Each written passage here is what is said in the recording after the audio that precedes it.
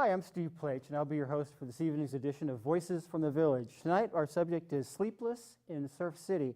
We'll be talking about homelessness, the need for people to get a decent night's sleep, the human right that's involved around that, and all of the different areas that people have tried and struggled to make people understand that not only do homeless folks need to exist, they need to sleep to exist. It's very important. I'm delighted to have with me three very strong advocates in this area. Longtime right to sleep advocate and local attorney Ed Frey. Ed, welcome. Thank you. Yeah. Linda Lemaster, founder of Housing NOW Santa Cruz. Housing NOW Santa Cruz. Thank you. And Jim Weller, Pastor Jim, and local faith community organizer. Let's get started, Ed. You have been, as I say, not only a local attorney, but a longtime advocate for the right to sleep, done much research, much writing about it, have litigated about it. It's something that's essential to our homeless community and yet seems to be denied to them on a regular basis. Tell us, your ideas about that and what you've done to make sure that that right is realized in our homeless community. Yeah, it's time to wake up America because it's illegal to sleep. I mean, what a stark statement about the cruelty of our society. It's illegal to sleep in California, and every other state for that matter, but in California, we have a statute that says if you're lodging somewhere, which judges can take and manipulate, Linda knows that, Yeah. then you're going to be guilty of a misdemeanor. My client slept out, his name is Gary Johnson. As you, Very well, of course. You testified. I did. Very ably, I must say, Thank you, sir. at his trial. Thank you for your service, because it makes a good record on appeal. And that's what we're doing. We're in the process of appealing Gary's case. Even though he was sentenced to 2 years in jail over 2 years ago, he is free, of course, now. He only spent actually 93 days. But he got 2 years in jail, not because he was homeless, but because he was speaking out. He was seeking redress for grievances from his government. He was, and that's what he was doing out there with a sign. He was sleeping with a sign on him saying, "Sleep is not a crime." And so the judge gave him 2 years because he's the whistleblower. And we know how whistleblowers get treated in this government system of ours. And so we appealed. Actually, we appealed from the Superior Court to the Superior Court Appellate Division. Right. Same judges participate in both systems. Funny way to run a railroad, A peculiar institution. That's the way the legislature set it up when they got rid of municipal courts. So that we're stuck with it, for now anyway. But when we appealed his case, they gave us only 2 judges at the oral argument, which is the final the final event before the decision on the appeal. And they sent in 2 judges instead of 3. And so, to me, that's not due process, because 2 judges are going to agree before, they're going to tend to want to agree beforehand that, here's how we're going to decide, right? So, and then they come out and they pretend like they're objective, but, they're human. And if they want to avoid a 1-to-1 split, they arrange it beforehand, so they make sure they both agree, and that's it. So oral argument means nothing, whereas oral argument in the law is the one opportunity to have dialogue between the litigant and the court, direct back and forth, no examination of witnesses or object, Your Honor. This is talking right to the court, saying, look at our Constitution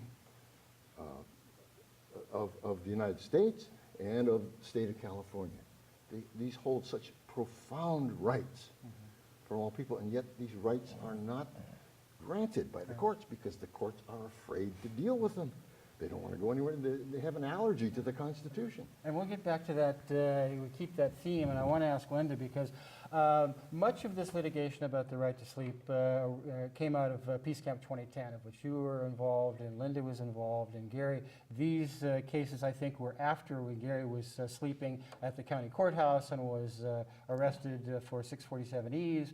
But nevertheless, Linda had her own case that arose out of Peace Camp 2010, where you were actually prosecuted for being part of that. And you had a background in homelessness, background in homeless advocacy.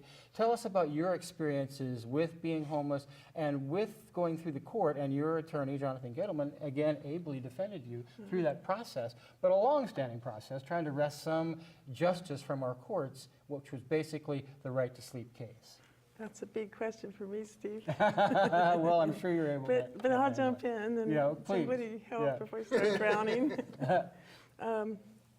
Well, the reason that when I hear of a demonstration where there's enough homeless people, especially in a public venue, where the numbers are going to sort of magnetically increase, why that's important to me is because I've been homeless. And I've been homeless as a mom, and I've been in the shelters, and I've slept in my car with a teenage daughter. And so I'm not going to go into the details here, but it's a personal, compelling,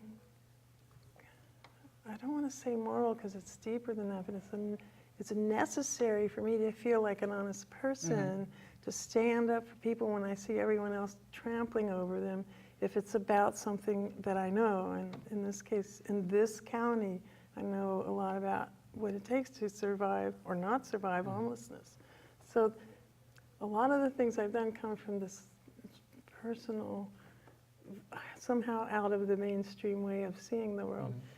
So I appreciate you giving Jonathan Gettleman a plug, because he really was a wonderful attorney, and he was willing to see that my interest in going to court, well, I had a kind of a moral dilemma, which made it necessary to go to court instead of have this thrown on the how much money can we make from you pile at the court clerks or wherever they do that, that I had to have a trial. See, I told you I would drown. That's okay. Memories are flooding. Yeah. Well, let's take Jim. You're a faith community organizer, Pastor Jim, a good friend, and you've done a lot of work around the homeless issue and people's need to sleep and providing them shelter. In fact, you know, you were one of the original organizers of what is now called faith community shelters, but you've done a lot of advocacy around that issue. You know, tell us, you know, about your engagement in that and kind of where you are philosophically with that, and theosophically, in fact. Well, as a Christian, it is my faith calling to act in accordance with the core values and ethics of Christianity and the Judaic tradition as well. The central precept of Judeo-Christian and Islamic morality is the Golden Rule. The very earliest Christians, the first followers of Jesus, made it explicitly in writing, a part of their initiation, that what you must do, the practice you must make to be a faithful Christian, is to do unto others as you would have done unto you. That was it. That was the core of it. And I see that as the very heart of religious ethics. And so, what that means in today's world, in today's society, here and now, is that as faithful people, we must make it our first priority to care for the poor.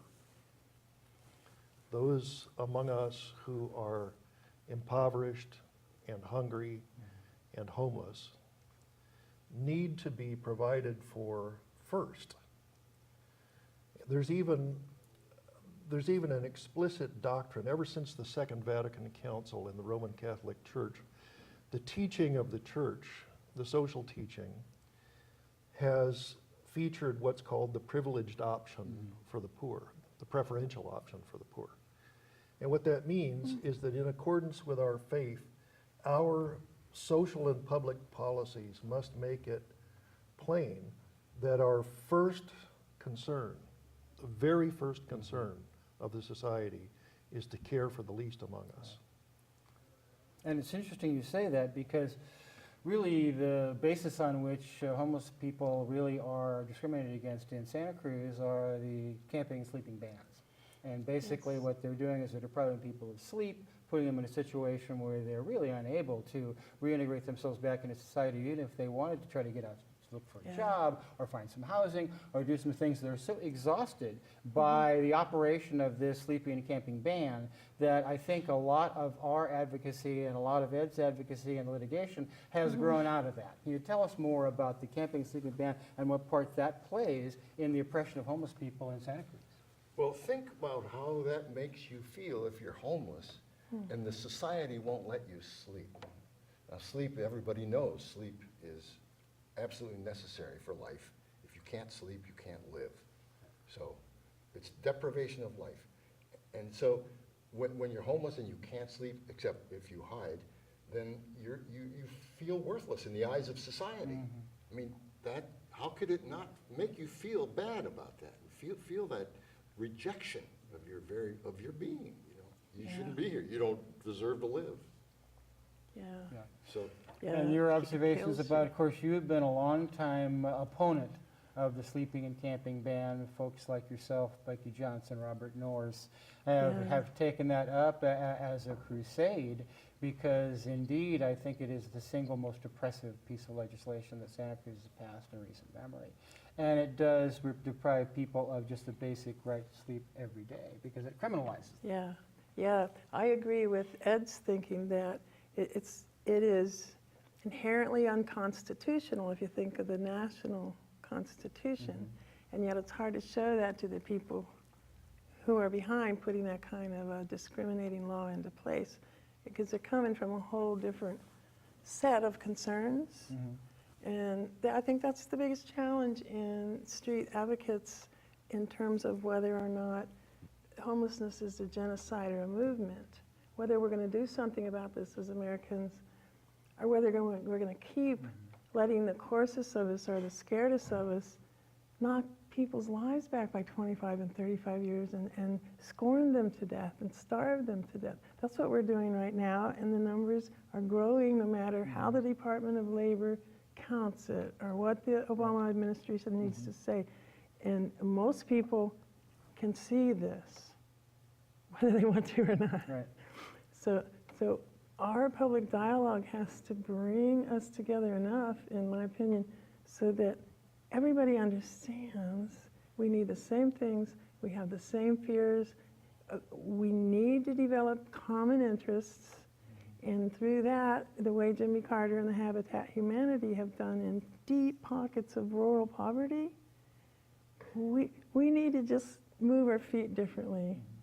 And so the system, the same way they started the second interfaith satellite shelter system, it's just sort of like almost a one day at a time, and sometimes enough courage for one day at a time can actually do radical change, But meanwhile, we're stuck with the, do you call it polemics? Is that the thing? Polemics, yes, indeed, yeah. The dialogue that the public wants to belong to, but is having, in my opinion, such a hard time at.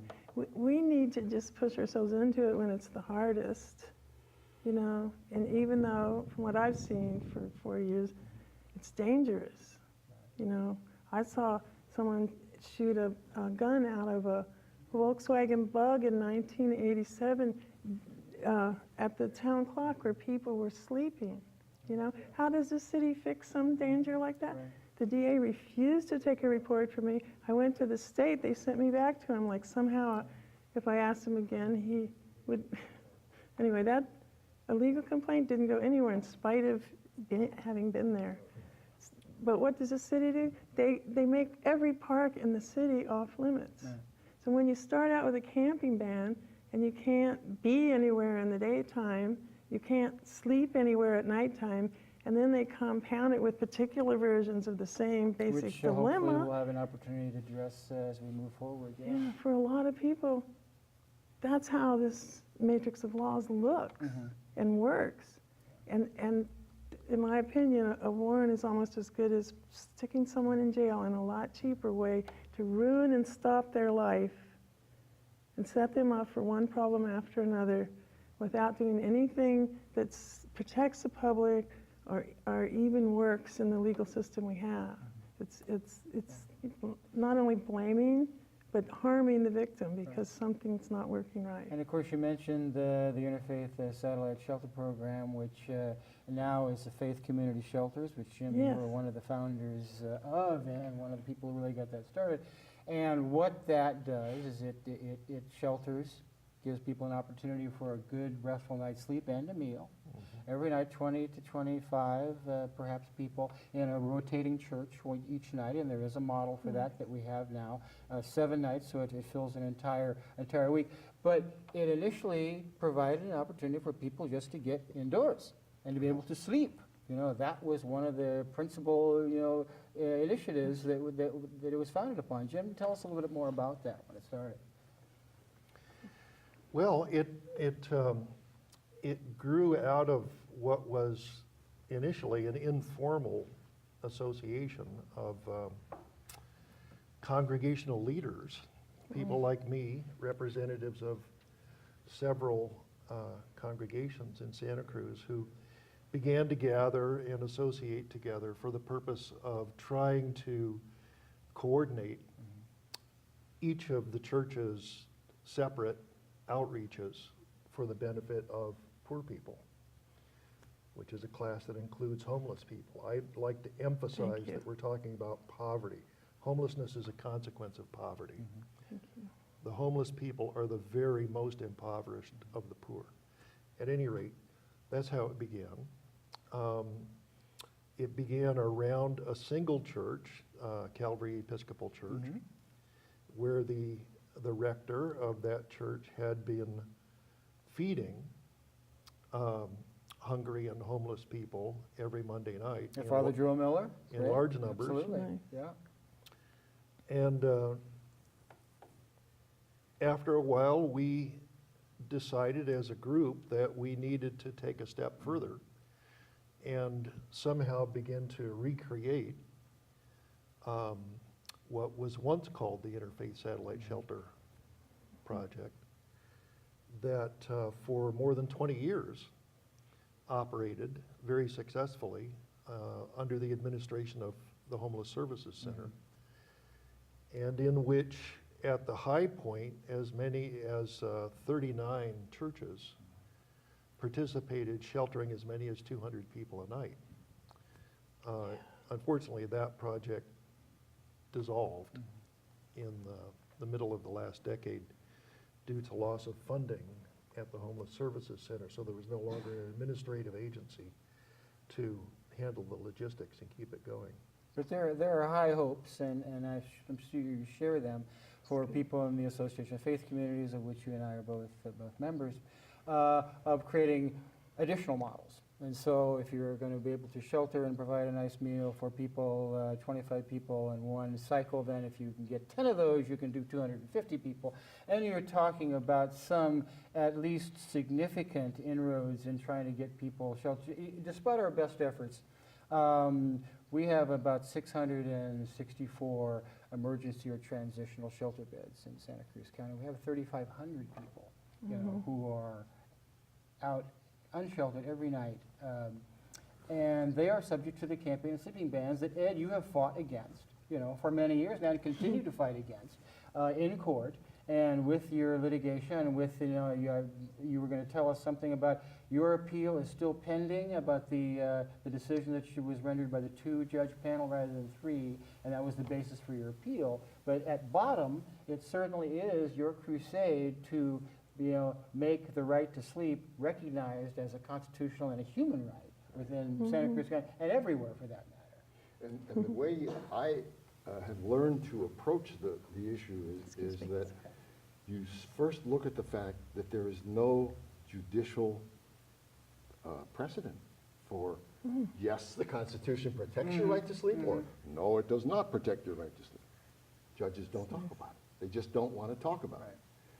There are too many forces, especially from the Chamber of Commerce and Wall Street, blah, blah, blah, that say keep those people out of sight, keep them running, keep them on the move, keep their lives tense, just like we're keeping people's lives tense in other ways. keep everybody's life tense. You know? It's cruelty. There's a society of cruelty that you were alluding to indirectly, if not directly. It's got to stop. I wanted to say one other thing, Jim, about the ethics involved here. One of the, you said that the golden rule is the standard by which people should be guided in their ethics. I would like to add one other doctrine, which is the doctrine to love your enemies.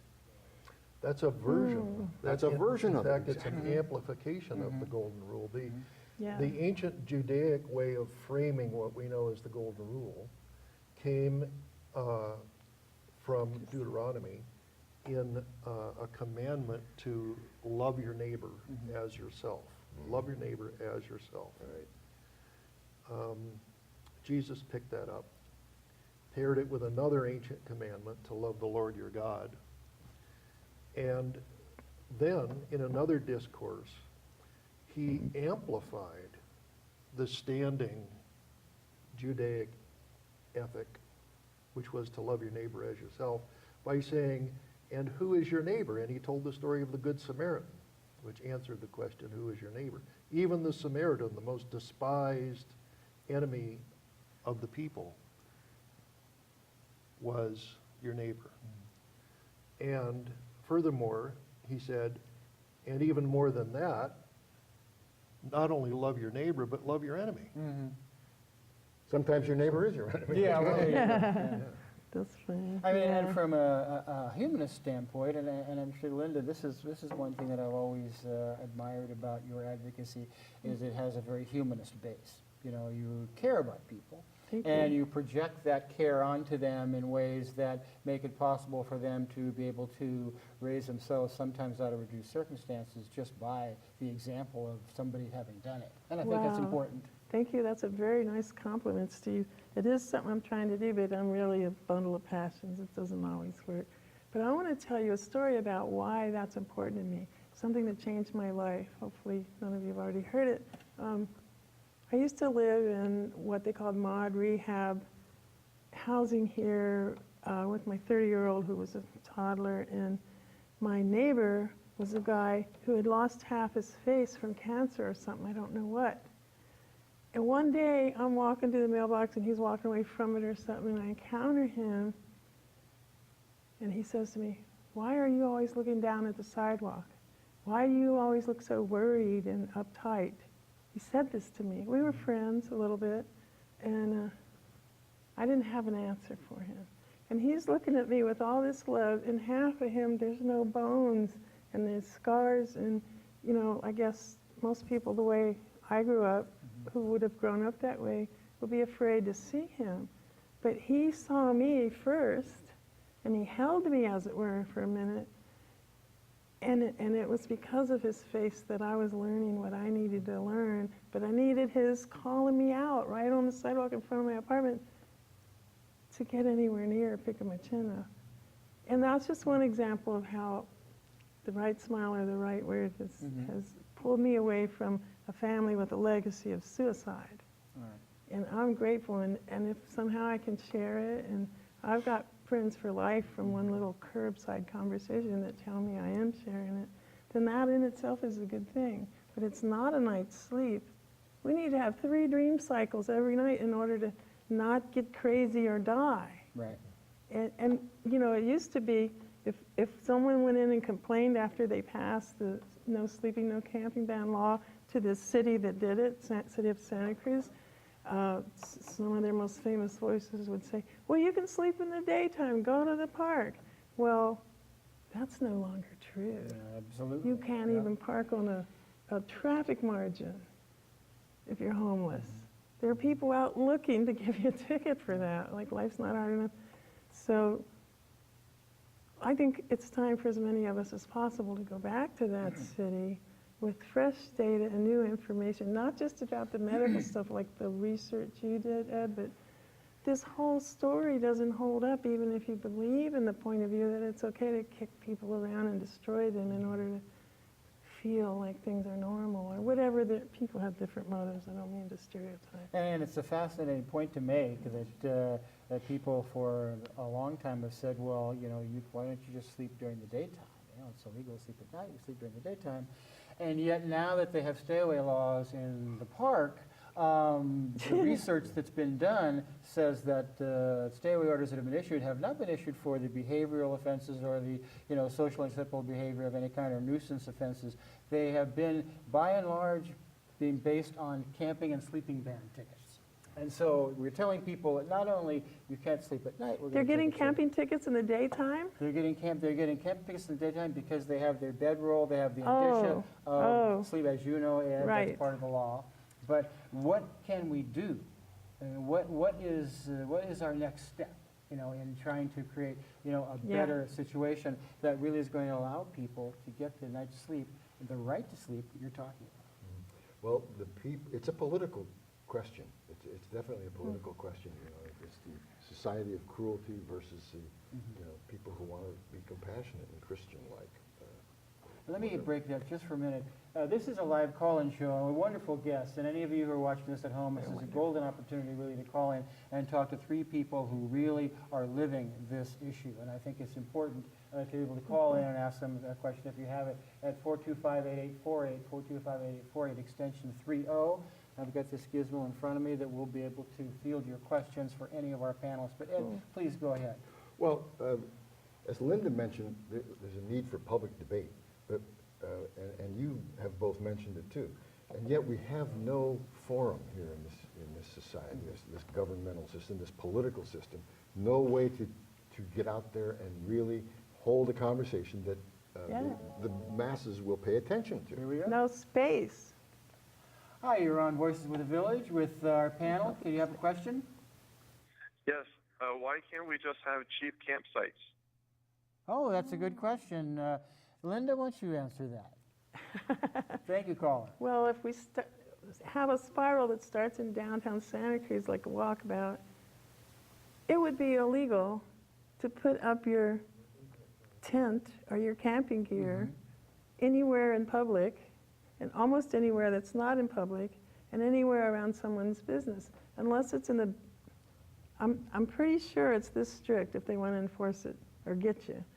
Unless you're camping in the out-of-sight backyard of someone's own home, they own it, not rent it with a lease, you can get a camping ticket anywhere downtown and probably anywhere inside the city limits of the city of Santa Cruz.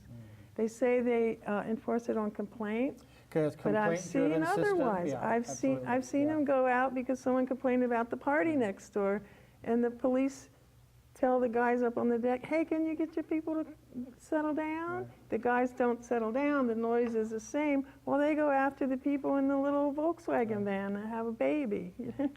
Ed, finish your thought about accountability and transparency in government affairs. I think that is an important aspect of what we're talking about here. Right, accountability, we have no way to hold our office holders accountable in public, and therefore the laws are out of our control whatsoever. Plus, all the important political business gets done behind closed doors. We, the public, don't get to hear what they're talking about, and yet it's a publicly elected official talking about public business with some lobbyist or other who's got a check in one hand and a proposed bill in the other hand, say, here you are, take them both. Yeah. We get to listen to that. We should get, I mean, if we're going to call ourselves a self-governing nation, then we're going to have to know start learning what's going on, seeing, hearing, actually as it's taking place.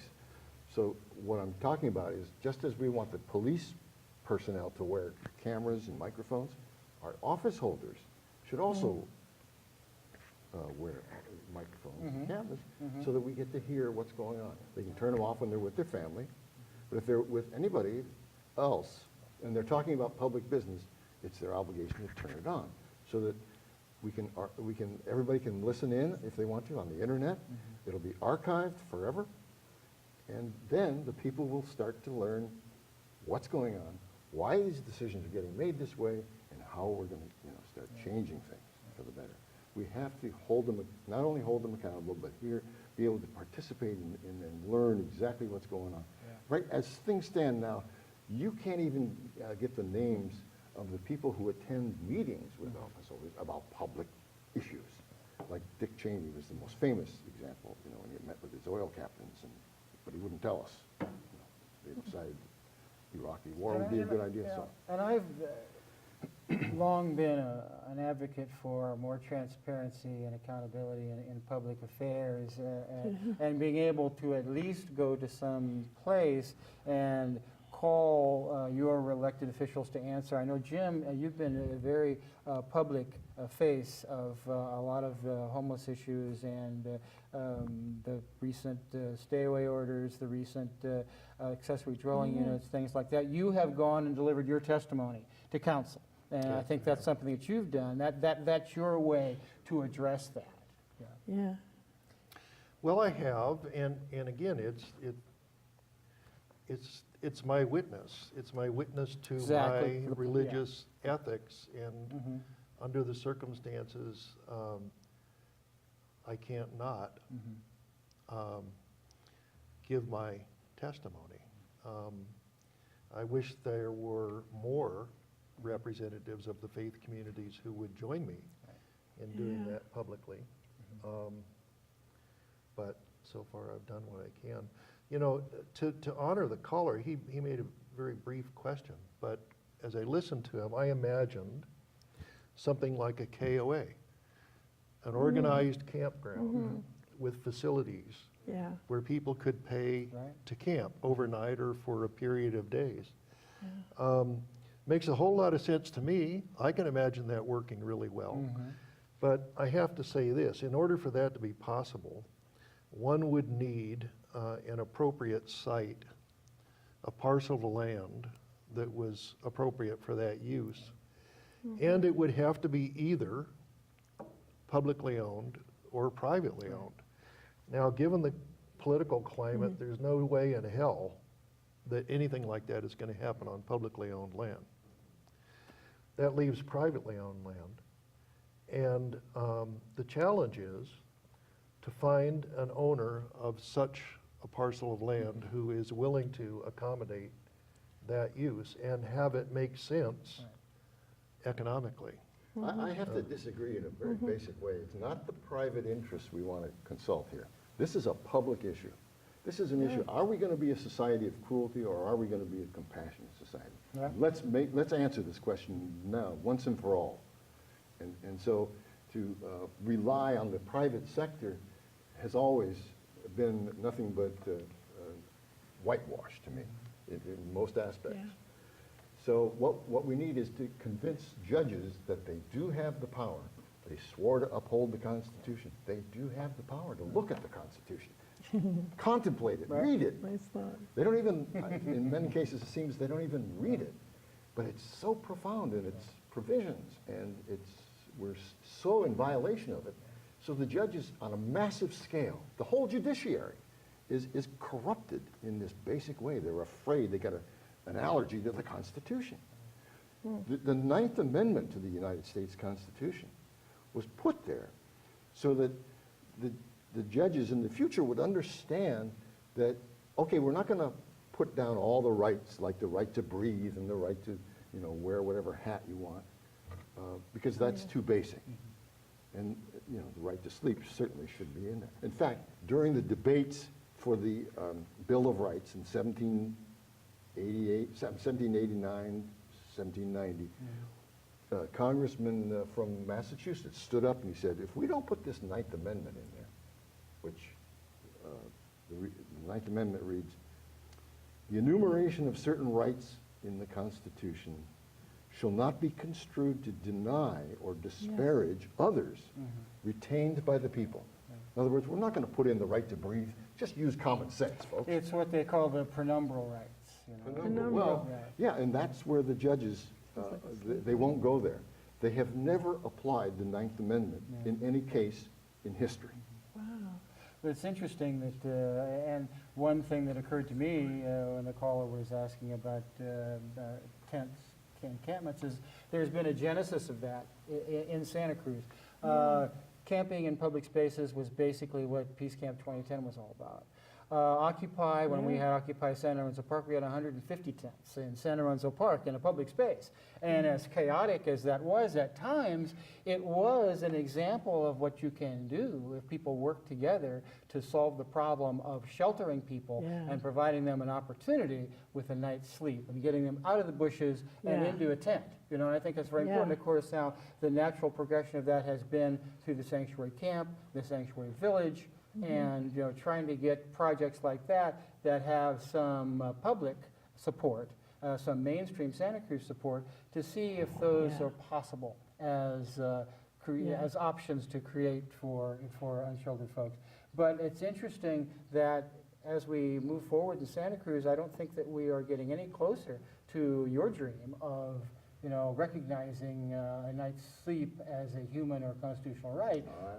And let's see if I'm right about that. Well, the Sixth Circuit, the Court of Appeal, I mean, Sixth District Court of Appeal in San Jose just gave us a victory, very meaningful in reversing the process of 2 judges versus 3 judges on an appellate panel. Yeah. So now we get to come back to Santa Cruz, and the focus and the spotlight will be right on this panel of 3 new judges who are going to have to listen to our arguments and respond to them about the Constitution and how we can, in good conscience, prohibit people from sleeping. How we can do that as a society. These are church-going judges. I mean, they, one judge, in fact, the judge who gave Gary Johnson 2 years in jail, stood up at his inauguration when he was being inaugurated into the judgeship, and he said, "I've learned by this point in my life that the most important thing in life is to respect other people." Well, thanks very much. But, so I reminded him of that at the time that he was finding us guilty Right. of sleeping. Yeah. And that didn't go over well. No, it didn't. It led to Ed, change. let me ask you this. Can you envision any sequence of events that's within the realm of possibility such that there could be a judicial initiative to compel the public instrumentality in Santa Cruz to accommodate the needs of people who are so impoverished that they have nowhere to sleep? Yeah, I think, as I started to say earlier, I think the public has to get involved in the whole process in a very meaningful way. We have to rise up as a movement, just the way feminists have and the way that racial victims have, et cetera, et cetera.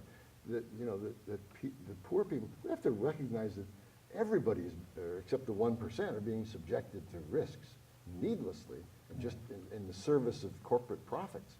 We have to start talking about these basic things.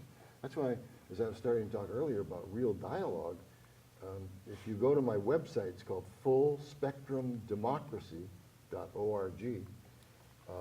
That's where I lay out this plan of open government, where everybody's wearing the cameras and the microphones, and also public dialogue every month between the office holder and his constituents. One constituent. It'll be a conversation. Put your name in the hat. If your name gets drawn, you get to go up against Barack Obama or Sam Farr across the table for a half-hour conversation. That's the kind of accountability that we need, because press conferences are a joke. Town hall meetings, they're wired in advance. You get to 30 seconds to ask your question, lay out the problem and ask your question. The office holder gets 15 minutes if she wants or he wants. Well, and I think that's a wonderful idea to lay bare the public process. As Bob Dylan once said, even the President of the United States sometimes have to stand naked.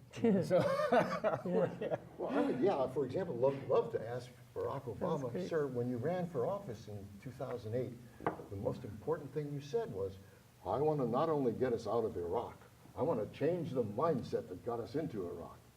Excellent. When do we start that work? Yeah. That's what I want to ask him on television, but nobody gets to ask him. If anybody in advance, you're screened out if you're a real rabid, journalist. You don't get to go to the press conference. and I think that's maybe something we have to ask of ourselves and our community in Santa Cruz is what was the mindset that originally made sleeping a crime and continues to make it a crime? I like to say a couple of practical things about that, Steve. When they passed the sleeping ban, there was a KOA, and everybody saw it coming over the mountain, Highway 17, headed to Santa Cruz before you even hit Scott Valley. there were campsites, and people could afford them. They were always full. And off of La Selva Beach, there used to be a place where RV living people could change all their plumbing and be in a state park. One of the first things they did when homelessness began to grow was to change the state park system into reserve in advance and up to a year in advance, specifically as a way to lessen the impact they were having with homeless people coming and not necessarily wanting to leave, or more homeless people than what they thought they could handle. However they measured that, I'd like to see that piece. And all of these things are gone now because water, like newsprint, became more expensive. So little places like ours, is you could call most of Santa Cruz County a local economy, they lose those things. The things that suddenly spiked, like gasoline does every now and then until people clamor, shrunk all the daily papers, closed out some of the weekly papers. In the same way, if there's a service that had water, it's not out there anymore except for the beach sand shower in Capitola that I can see. Maybe there is one at the beach off of Twin Lakes.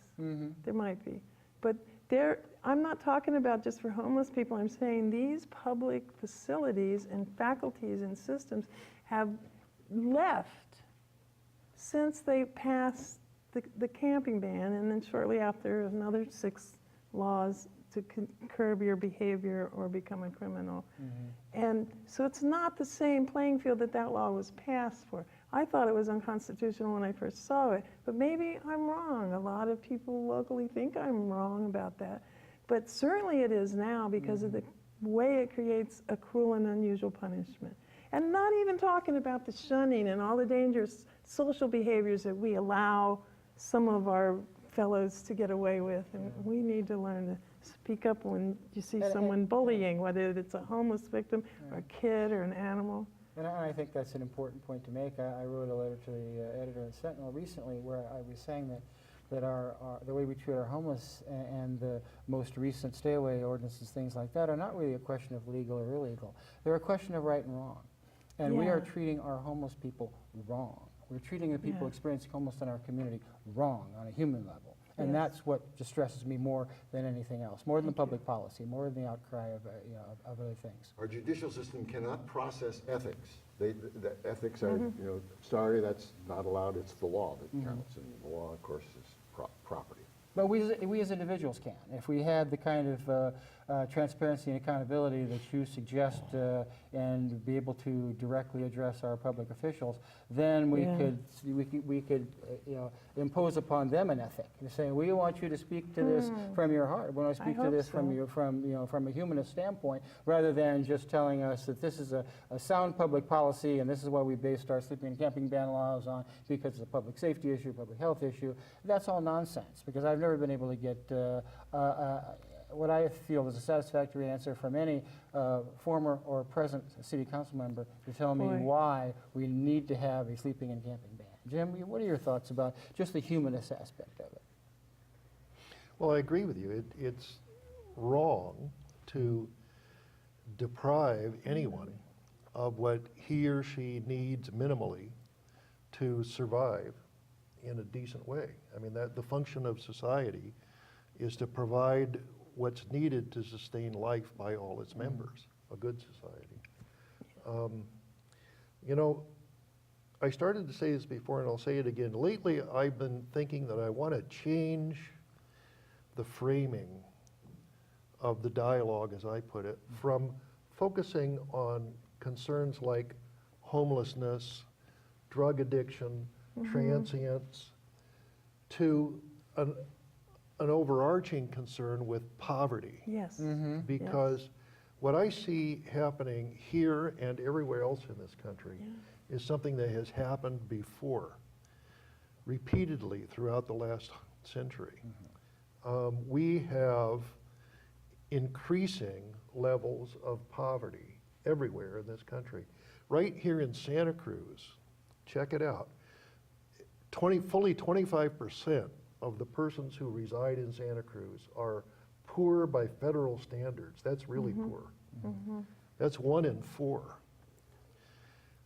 Furthermore, more than 50% of all the people who live in Santa Cruz are either absolutely poor or near poor, meaning that if something went wrong, within a short time, they would be absolutely poor. One paycheck away. Yeah. Exactly right. So Or one why earthquake. can't we begin to recognize that we have a very serious society-wide problem with growing impoverishment? Right. And would that change the way that we feel about our need to alleviate the effects of impoverishment, one of which, of course, is homelessness. But there are many other effects. I think it would be part of a bridge that needs to be woven or created. I definitely think it would. I've worked with welfare mothers for a decade, and you know, once you have less than it takes to pay the rent, you become creative.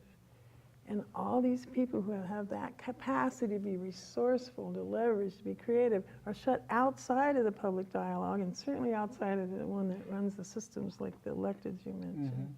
So we're separating where all this raw intelligence that could make changes that don't cost any new money, for one thing, that people understand what it is because it's coming from people. So they know whether it's going to work or not as it develops, not a year and a half later when more money doesn't come. That, if we allow the people that are getting trampled to death by the poverty you speak of, Jim, which is public policy, and you can see it right in the way the cabinet funds and defunds, creating homelessness and sending you money to recover it at the same time through HUD. So it's federal policy to cause massive poverty in this country at this time. And the actions are self-evident, but they're not going to tell you that. We need to get the information clear and out. And worse than that, and what we're talking about, and Ed can speak to this as an attorney, is that normally a violation of law requires some criminal act or some criminal consciousness, some intent. Right. What we are doing in this country is we are criminalizing poverty because of the status of being poor. And we're criminalizing homelessness for the status of being without shelter. We're criminalizing, you know, people for their status of homelessness, so you can't let them sleep. And those are status crimes. You have to understand, if they are crimes of status, we cannot have status crimes in a humanistic society. We just can't have it. And it's illegal. The Supreme Court of the United States said that has to go away. By 1967, places like California were supposed to get rid of all those laws. Ed, They didn't. You speak to that more? Well, I think that the people have to get involved in the legal process. They have to pay more attention to it. And then It's a good point. so that when the political pressure goes up, the judges will start to pay attention.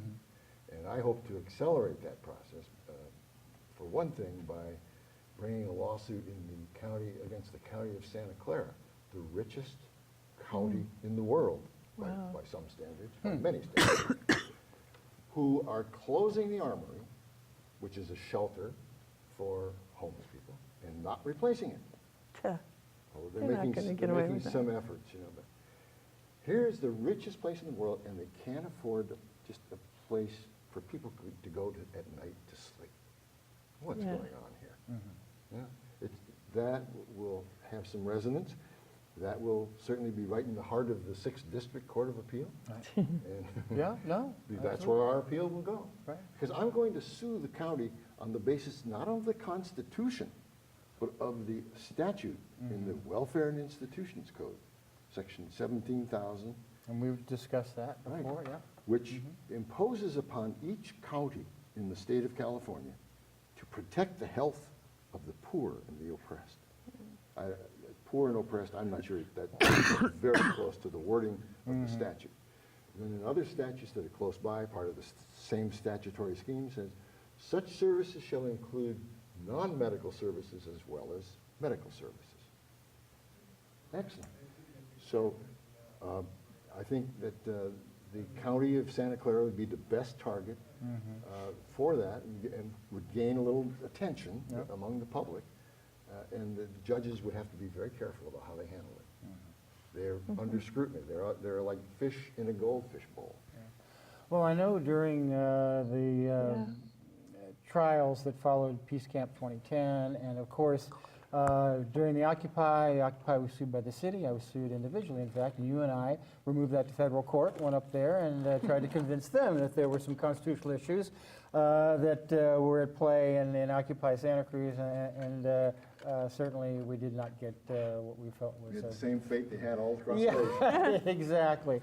But nevertheless, I do think it's important when there are cases in court such as your own, be it that in Santa Clara or here, as you go back through the appellate process with the three-judge panel, to bring awareness to that, to bring people to the courtroom to say, to look at it, to have the reporters to say, this is something that's going on that's important in our community. These are decisions that are being made by judges, by our judiciary, and that's one of the things that you have spoken eloquently to, our lack of being able to wrest any kind of justice from our courts here locally.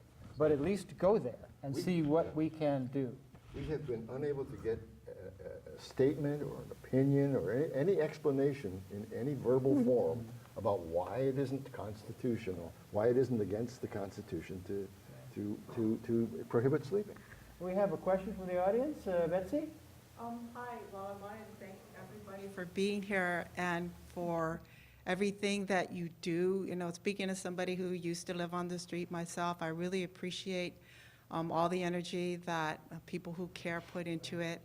And I also want to thank, when I was out there, I had policemen who were very kind to me, saved my life, people from the sheriff department who were very kind to me, people who gave me money, people who wanted to help me but didn't know how. I know there are people working behind the scenes now trying to figure out a way. It's hard to figure out a way. I know people are afraid. How am I supposed to help somebody who's, I know I went crazy when I was out there, and a lot of people are very close to not being sane when they're out there or having problems with drugs, and it's like, I don't know what to do. And so I want to encourage people out there to stay at it, stay with it. It's good for all of us, I think, to keep trying to help each other. And I'm so thankful for all the energy that is being put forth in this way. So I just want to thank everybody here and everybody behind the scenes. Yeah, Thank I think it is important, and thank you, Betsy. I think it is important to recognize that in our community there are people like Ed Frey, like Linda Lemaster, like Jim Weller, like Robert Norris, like Becky Johnson, like Gary Johnson. People who have put themselves out there to try to find a way to help people who are impoverished, people who are unable to sleep, people who are criminalized simply because of their status of being poor, of being without shelter. And I think that it is something of a testimony and a testament to our community that there are people of this caliber around this table, who are continuing to work as hard as they are to try to find that day of justice for the people. And I think that's important. Ed, any final words? We're getting down to the last 2 or 3 minutes. Certainly, we'd like people to look at your fullspectrumdemocracy.org. We appreciate all your work in that respect, and we look forward to seeing your court case back in the Superior Court here in Santa Cruz and supporting you in any way that we can. But any final thoughts as we go out? Yeah, I would advise and ask each of you to read the Declaration of Intervention, which is found at the website, fullspectrumdemocracy.org. In that declaration, it is set out how we're going to become real participants as citizens with real agency in their own government. This is how we can do it. This is a path. And so please read the document, share it with friends. And Linda, loved thank you ones. so much. Your work with Housing Now Santa Cruz, your work with the Smart Solutions folks, and that we'll continue to support your work and everything that you do, because you're certainly a visible presence and a very strong advocate for people experiencing homelessness in Santa Cruz. So any last words for our audience? Yeah, on behalf of Smart Solutions to Homelessness, this is a cute little button, the color of the night sky. I want to mention that there are 2 forums coming up, and these forums, I don't know all the details or do this better, but these are part of a process of a plan that's being made in Santa Cruz County that HUD needs, but people are trying to make that a plan that will actually be helpful here in terms of more centralizing or leveraging or better services that affect homeless people. And these two forums, they're on December 2nd and December 4th, one in Watsonville and Santa Cruz at the Vets Hall.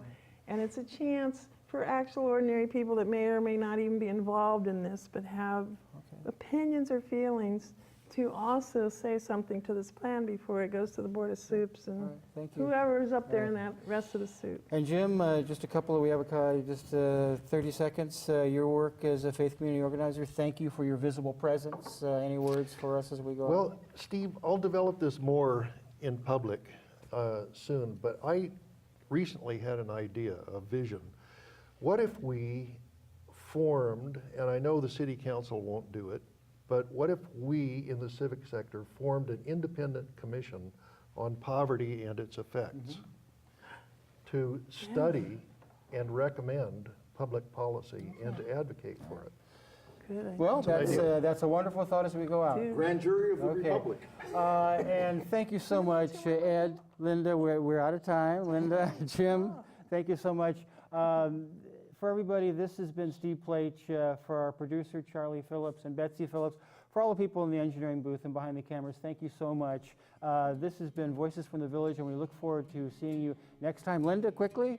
Affordable Housing Trust Act, the Board of Supervisors is going to be looking at it. We need to make sure it's for affordable and low-income housing Okay. and not some plum for developers. All right. Thank you all very much. Appreciate it, and let's all continue the great work. Thank you. Yeah.